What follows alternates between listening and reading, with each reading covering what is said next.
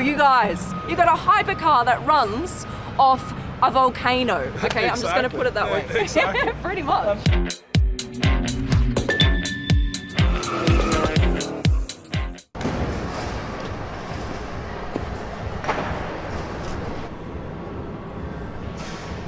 Take a look at this, what the door does.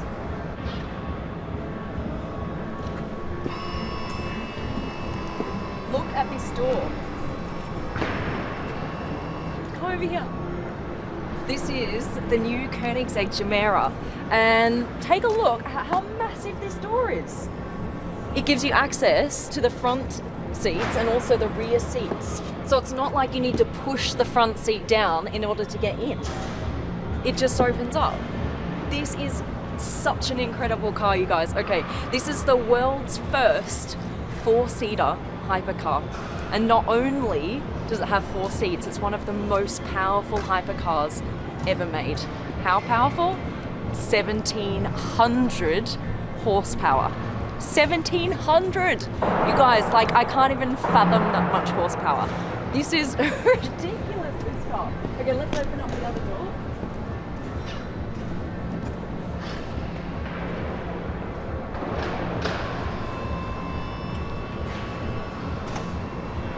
Welcome to the Supercar Blondie channel, you guys. If you haven't subscribed yet, go click that button right now. Make sure to turn on the notifications as well so you are the first to see these incredible cars. Massive thank you to Koenigsegg for having us here today. All right, let me take you around this car in a little bit more detail. Here's the key. Okay, take a look at this baby. That's what the owner gets a hold of. You can open everything from the key, even the trunk and the front of the car. The front and the trunk. So here's the front. Look, in the front, you can actually fit one full-size carry-on bag. It's actually a douche bag. They have collabed with John Olsen's brand, douche bags. That's kind of cool. So you can get a believe how much space there is. Take a look at this. 3 full-size carry-on bags. Look how deep that is. Look how deep that space is. That is, look, to go all the way down. There is no hypercar in the world with that much space. A 4-seater with room for 4 full-size carry-on suitcases. I've never seen this before in my life. This is actually feels almost not real. How do they get that much space in a hypercar? Let's talk about what it's powered by. You can actually see the engine here. You might think, oh look, 3 cylinders, where's the rest of it? It is actually a 2-litre twin turbocharged 3-cylinder engine, and then you've also got 3 electric motors. There is a whole bunch of stuff happening with this car. So you've got 2 electric motors here, so one powering this wheel here, one powering this wheel here, and then you've got another electric motor just here. You can't see it, it's around this position here. And so you've got electric motors, you've got turbos, and you've got a 3-cylinder engine that actually sounds incredible. Look at this. The exhaust pipes are actually coming out here on the top. That's really cool. And you've got like this Akrapovic exhaust system.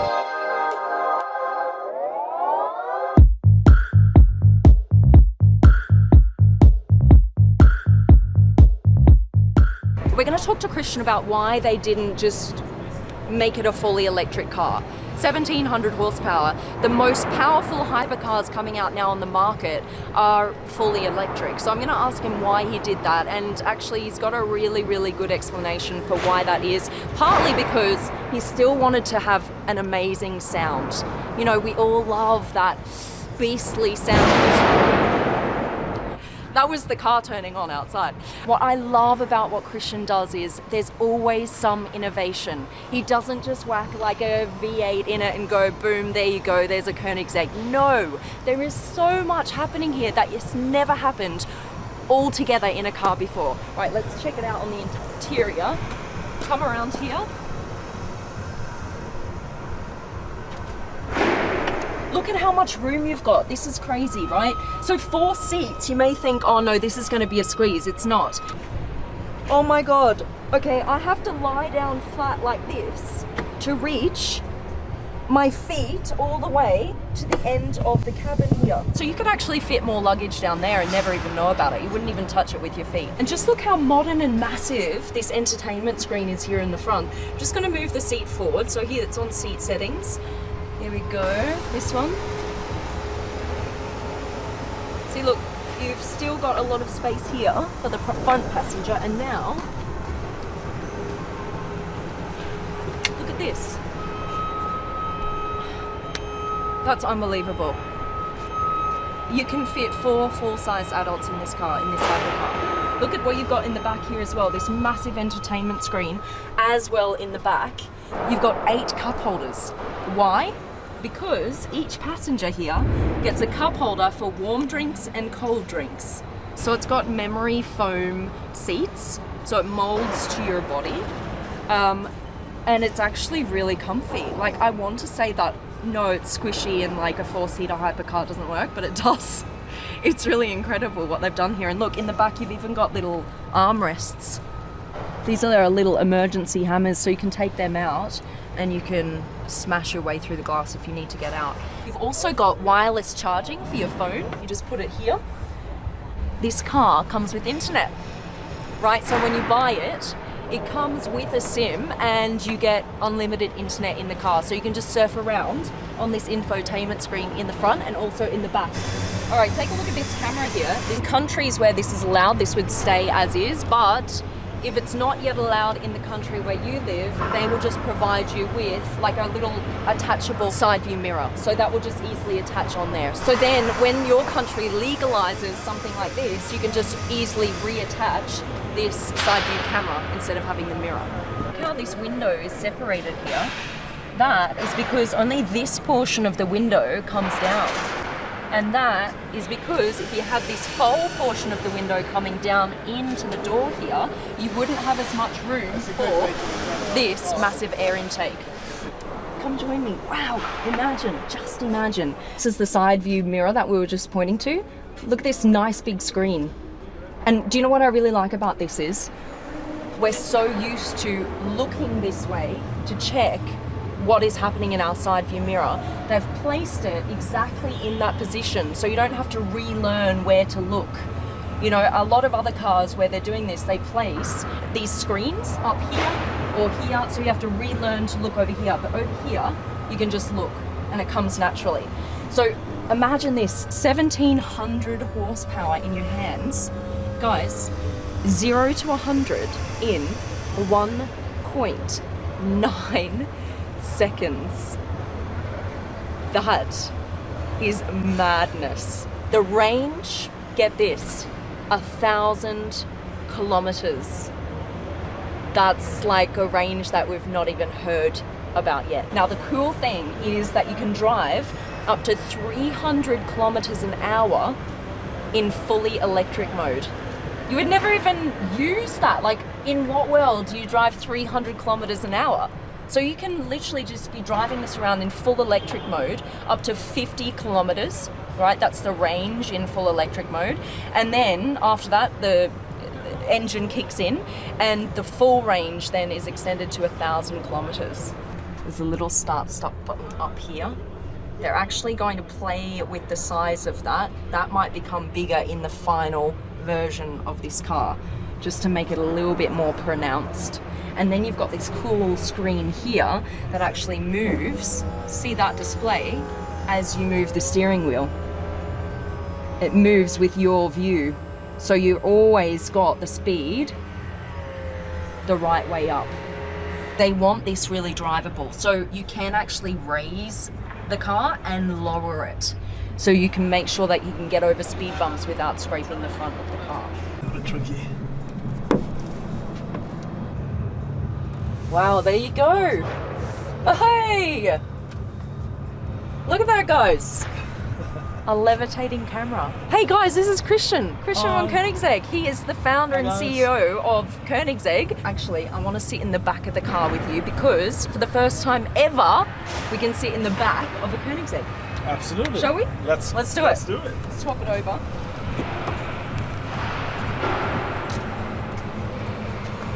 Here we go. Look at this, guys. So we're talking about a 4-seater hypercar, and look how comfortable we both are here. It's not bad, is it? It's not bad at all. I mean, you're quite a tall guy. I'm 1 meter 84 centimeters. And you're quite comfy, right? I mean, your legs aren't even touching the front seat, I really. have plenty of space, more. I have support under my legs. I have 2 cup holders, one hot, one cold. This is important. And I was talking about the armrests here as well. Like little details like that just make you a lot more comfortable in the Reading back. light. Oh, reading lights. Yeah. Isofix for your child seats. Imagine as a child growing up and being driven around in a Koenigsegg. What? That's madness. Why a 4-seater? So, I had this dream from around 2003. We had our first son, my wife and I, went in 2001. Right. And then, of course, we probably had more kids. We thought in 2006 we had our second son. Right. And most people at that point have to sell their hypercar and buy a minivan. So and everything goes downhill. Yeah, exactly. yeah. So I was thinking, how can I create something that has everything of the cars we're making today, but make it enjoyable for 4 persons, and without diluting it. It needs to look like, it needs to be a mid-engine sports car. I personally just are in love with the mid-engine idea. Yeah. And from the outside, there should be no giveaway, there should be no compromise. It should just be that, oh, there is a 2-seater hypercar coming. Right. But when you open the doors, 4 grown-ups walk out of the car. For some reason, no one had ever done it. Major reasons why you didn't make it a fully electric car are you still wanted the sound, which is massive. Still today, right? We do want the sound. We all in do. a sports car. We're going to miss it in future. We have to be honest, right? So you get the sound, and you also get the weight saving because you don't have as many batteries on board, right? I mean, in the future, the batteries most likely the cells becomes lighter and smaller, more efficient. Right. But the cells today, if you want a range, it's just bulky and heavy. Yeah. And then if you get the power with the range, you're still in a heavy car. Right. So there is a bit of a compromise going on there still. This is a first.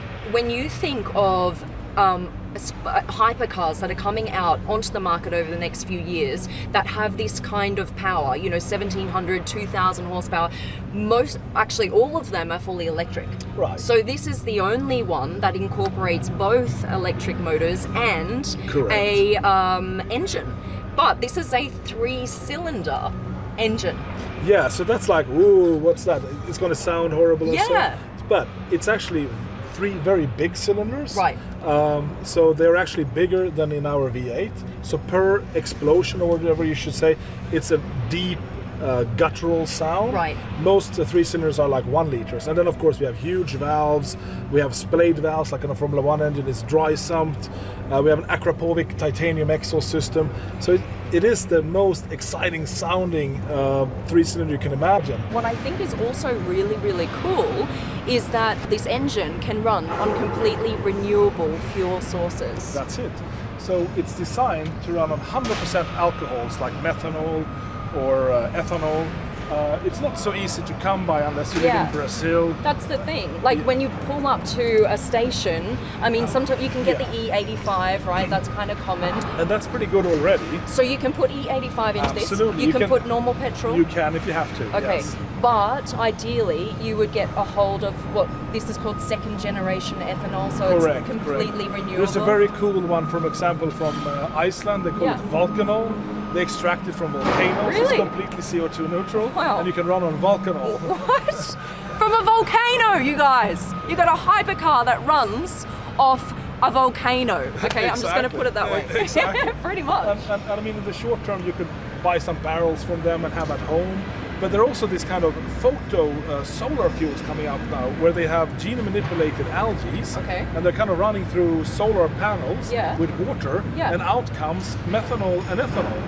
And you could do that at home if you're allowed. So you could have your home brewing fuel station and be completely CO2 neutral. That is mad. And it's like an electric car. I mean, you can find electricity and from a coal plant, that wouldn't be so good. Right. That happens. So unfortunately, it is not super accessible yet, but we're kind of showing the way what is possible.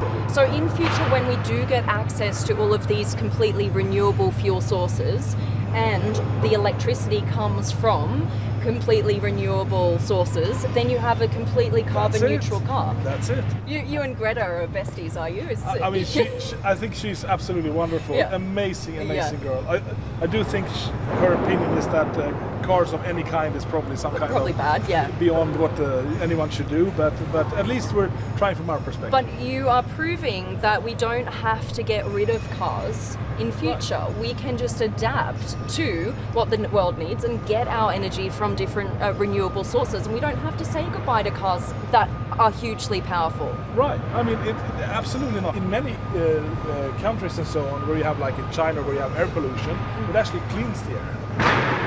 Because you burn up the particles and in the catalytic converters and the combustion and the particle filters, so you have less particles coming out of the exhaust than coming in. So it's kind of an air cleaner in a way.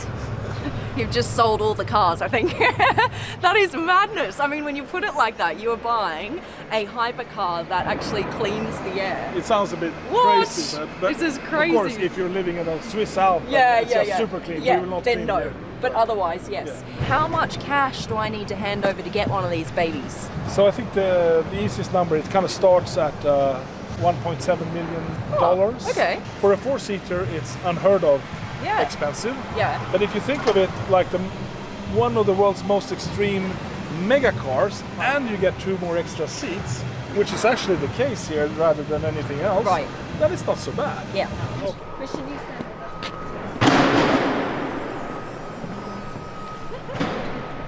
that's awesome! Family trip in a Koenigsegg. Who would have thought? Look at this! I close the door. Okay. Wow!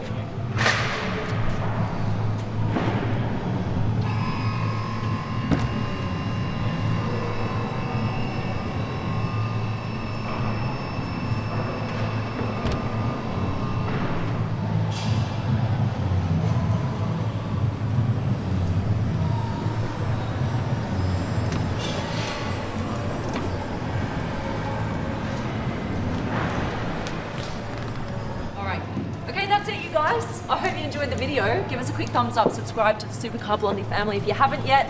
Massive thank you to Koenigsegg and to Christian for joining us today. And congratulations for this incredible car. This is the new Koenigsegg Jumeirah. All right, guys. Love you guys. I think we're out. See ya.